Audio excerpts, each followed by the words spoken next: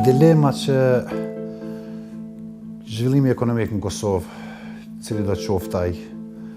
është duke u falenderu kryekëput investimeve të jashtme, në veçanti investimeve të marrëgjimtarëve tonë. Pjesa dërmuese e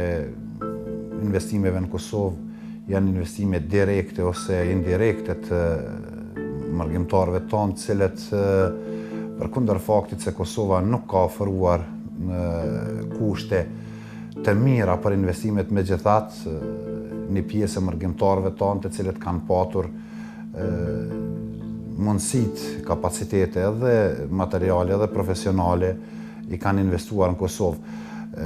Investimet marrëgatës në Kosovë nuk ka të bëjë vetëm me sjelljen e paras, por është përtej kësaj. Në këtë rast një pjesë e marrëgjimtarëve tonë duke jetuar dhe vepruar në vendet ndryshme me standardet ndryshme, kanë sjellur në Kosovë jo vetëm paranë e tyre në investim, por kanë investuar edhe dijen e tyre, eksperiencën e marrë në këto vende dhe padyshim që këto investime janë shumë dimensionale. Në anën tjetër, institucionet e Republikës Kosovës në këtë rast dhe Ministria e Diasporës bashkë me dikasteret e tjera, gjatë këtyre vjetëve me përpjekur që gjejmë bashkërisht me investitorët, me mërgatën tonë, format edhe modalitetet për të lehtësuar investimet e tyre, për të ndërtuar në radhë të parë një infrastrukturë të efektshme ligjore për pashtu edhe atë fizike, e cila ka patur një përparim në këto 2 vjetët e fundit. Së fundi është miratuar edhe ligji për investimet e huaja, ku janë ndërtuar instrumente dhe mekanizma të efektshëm ligjor për të mbrojtë dhe garantuar investimet e jashtme. Në këtë drejtim hynë edhe investimet e marrëgjimtarëve tonë dhe në këtë kuadër po shihet në interesim dita me dite si gjithë atyre që kanë kapacitete, kanë njohuri të fushave të ndryshme për të investuar në Kosovë dhe në këtë drejtim ne si institucione po përpiqemi që t'ju dalim në përgjigje të gjitha interesave tyre, duke i lidhur në një vijë horizontale edhe brenda vetës, por po ashtu duke krijuar një lidhje më të mira në raport edhe me pushtetin lokal edhe me interesin e tyre të drejtë për drejtë në vendet ku ata dëshirojnë të investojnë. Na pse punojmë për jashtë 40 vite dhe mendin e mojmë dhe lidhën tonë, pra ato në ka thënë që na me investu në Kosovë. Po do më kemë paramendu që është qëllimi më i mirë që me produkt diçka këtu që ata që nuk mund më ardhë për jashtë në diaspora, në shtetet e jashtme, me pas punën edhe në Kosovë. Këtë punë që kemë bo, këtë investime kemë bo pi krejve tonë, familjes Golej. Investimet që i bëjmë na pi diaspora në Kosovë, ato janë të mirë pritëra, gjithmonë. Jemi të angazhu në gjithmonë, gjitha mundësit që i kemë me dërgu me qunë Kosovë. To kanë vlerë të madhe, si familjarët e mirë presin, po si shteti, qeveria, ku të investojnë njerëzit që jenë për jashtë, atë investojnë në Kosovë. E mirë pret këtë njime edhe Kosova, po si familjarë, mirë presin këto. Ne si Ministri i Tregtisë e Industrisë, njërin prej qëllimeve kryesore kemi promovimin e investimeve të huaja dhe eksportit, duke në jetën ku duke krijuar një ambient më të mirë biznesi për operim bizneseve vendore dhe ndërkombëtare në Kosovë.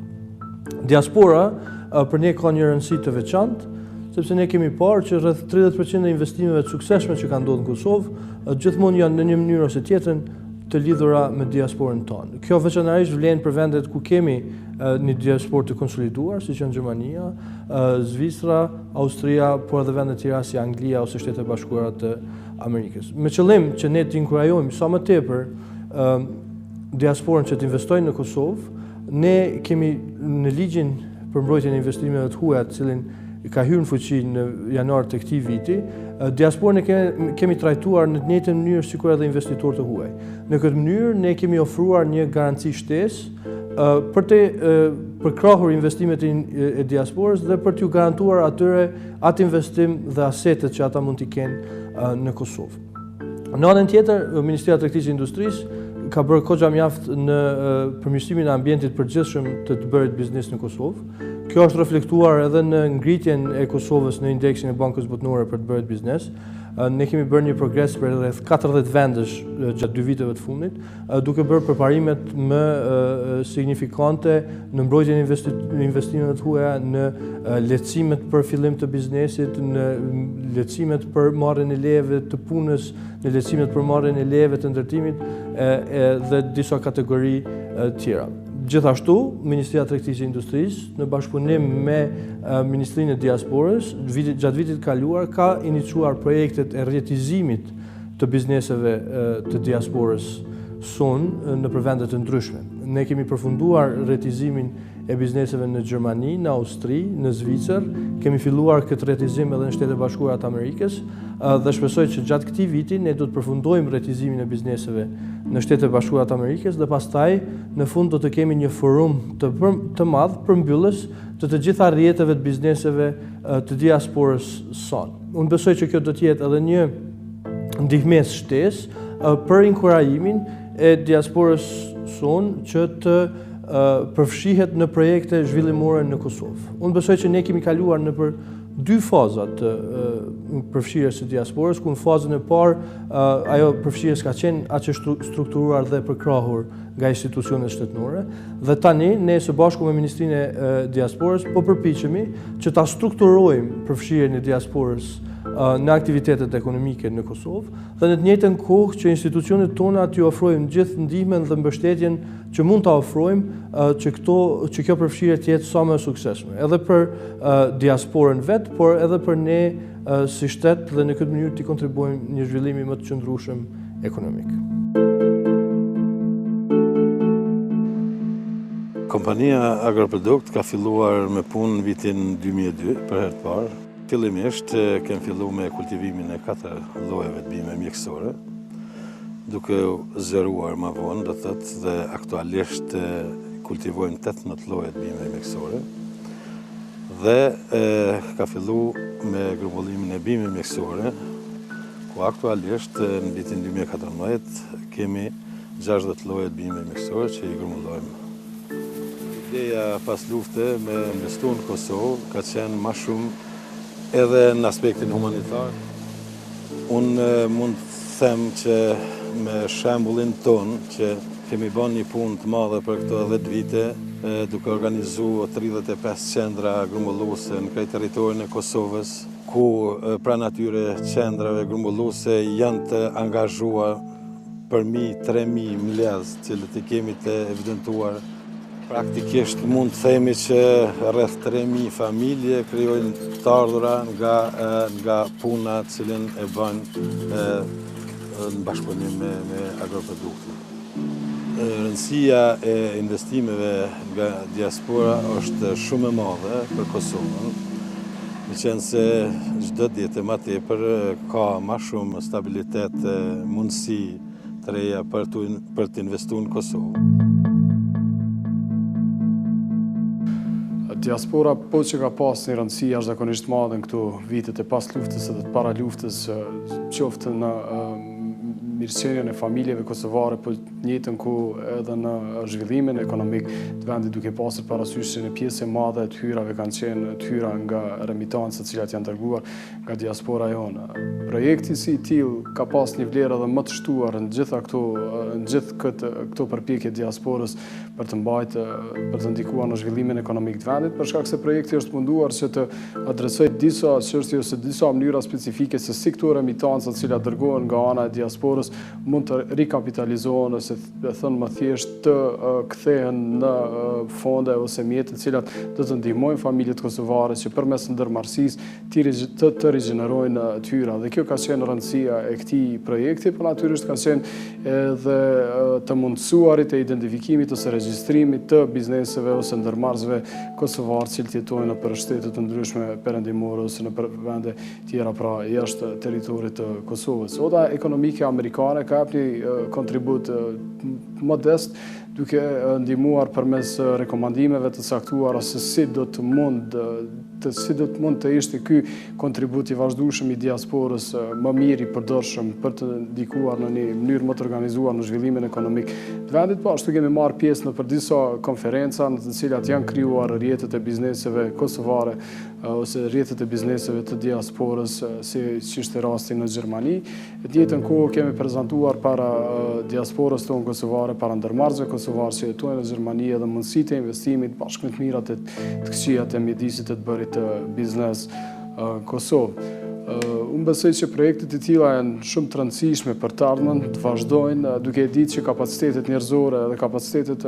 përgjithësi fizike të institucioneve të Republikës Kosovës janë të kufizuara. Një mbështetje nga organizata donatore si në këtë rast për projekte të tilla në të ardhmen do të ishin më se të mirë se ardhura, meqenëse se një projekt kaq i mirë i filluar dhe një përpjekje kaq e mirë e filluar, thash me regjistrimin e biznesmenëve kosovarë që jetojnë jashtë vendit dhe organizimin e tyre në mënyrë institucionale nuk do duhet ndërpritej, por do duhet të vazhdonte edhe në të ardhmen. Unë besoj që institucionet e vendit nuk kanë kapacitetet mjaftueshme që ta bëjnë këtë me forcat e tyre. Unë kam jetu në Gjermani në 19 vite, kom punu në fabrikë dënerit në Gjermani, edhe në pas luftës kom pa të arsëshme që ka nevojë ky produkt më zhvillu edhe në Kosovë, edhe kena pru pi Gjermanisë 2 vite, pas 2 vite e kena marru fabrikën këtu, edhe kena nisë prodhimi këtu në vendin tonë, për arsye më këthy në vend lindje, me investu, edhe me venat punës me siguru ma shumë këtu në Kosovë. Na prodhojna dëner pule, dëner viqe, qebab viqe dhe hamburgera. Dëner pule prodhohet në fabrikën tonë me mishri që vjen prej Zvicre. Na e marrëm kaqikat, i përpunojna dhe me procedurat që duhet me bo e prodhojna dëner. Edhe për prodhime tjera qebab viqe, dëner viqe, furnizohem këtu në Kosovë. Deri tash jam shumë i kënaqur, kena arrit shumë, kena punu shumë. Edhe kena zhvillu vëndtarin shumë, kena punësu shumë njerëz, shumë punëtorë, kena fillu me 4 vetë, kurse sot i kena 15 punëtorë. Këto investime që kena bo janë në mënyrë vetenake, të familjes tonë, punës tonë. Diaspora kosovare vazhdon të mbetet shumë e rëndësishme për ne, për Kosovën. Investimet të cilët vinë, investimet të që vinë në Kosovë në përgjithësi, rreth 30% janë nga diaspora jonë, që kanë një rëndësi shumë të madhe faktikisht. Nëse e shikojmë mënyrën se si kanë ardhur të gjitha investimet e huaja, del se shumica janë në një formë apo tjetër të ndërlidhura me një person nga Kosova që jeton jashtë vendit. Pra, duke shikuar këtë rëndësi, duke shikuar formën se si vinë investimet në Kosovë, ne kemi vazhduar dhe do të vazhdojmë të fokusohemi edhe më tepër në diasporën nga Kosova që jetojnë jashtë vendit dhe më shpesh që kjo do të vazhdojë të sjellë më shumë investime. Këtu nuk është fjala vetëm për investime, domethënë përfitimi i Kosovës nuk është vetëm tek investimet, por është më tepër punësimi që gjenerohet nga këto investime dhe as më shumë transferimi i ekspertizës nga diasporat të cilët e kanë fituar në vendet të huaja gjatë viteve që kanë jetuar. Në vitin që lam pas, agencioni jonë ka përpiluar një ligj dhe ka kaluar në Parlamentin e Kosovës, i cili është dekretuar këtë vit, ligji për investimet të huaja, ku për herë të parë jep hapësirë dhe konsideron diasporën kosovare si investitor të huaj, duke ia për të gjitha përparësitë dhe garancionet në sigurimin e investimeve të tyre në Kosovë. Pra, çdo person, edhe nëse nuk ka në shtetësi të huaj, dhe nëse ka jetuar për më shumë se 2 vite jashtë Kosovës, do të konsiderohet dhe do të përfitojë nga të gjitha garancitë që janë për investitorët të huaj.